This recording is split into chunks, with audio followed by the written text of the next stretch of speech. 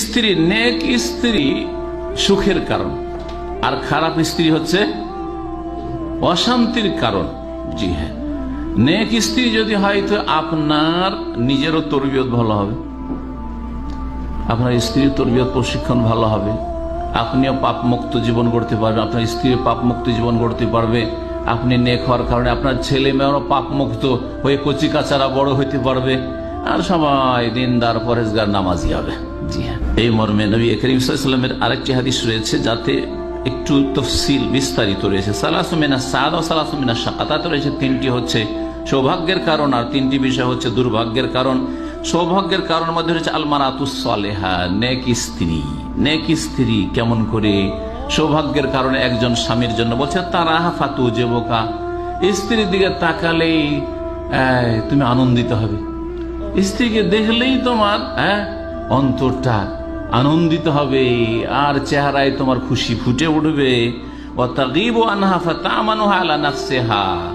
আর যদি তুমি বাড়ি থেকে গায়েব অনুপস্থিত থাকো, প্রবাসে থাকো, বছর 2 বছর বাইরে থাকছো, অথবা সকালে ডিউটি গেলে সারাদিন খবর নেই, সন্ধ্যাবেলা ফিরছো, কোনো চিন্তা নেই যে সারাদিন কি করছে না করছে, কোথায় যে কি করছে, আরে বিদেশে আছি, স্ত্রী যে কি করে, কোনো চিন্তা নেই।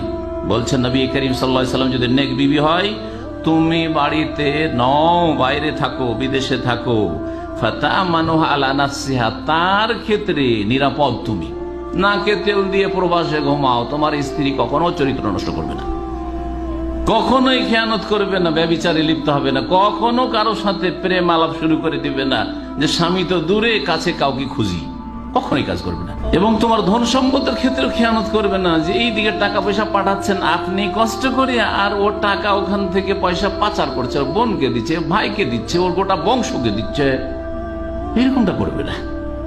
ধন সম্পদের হেফাজত, ইজ্জতের হেফাজত করবে, ধন সম্পদের হেফাজত করবে। আর যদি খারাপ স্ত্রী হয়, তারাহা ফাতাসুক, দেখলেই তোমার গাটা জ্বলে উঠবে, দেখলেই মনটা খারাপ, অশান্তির কারণ।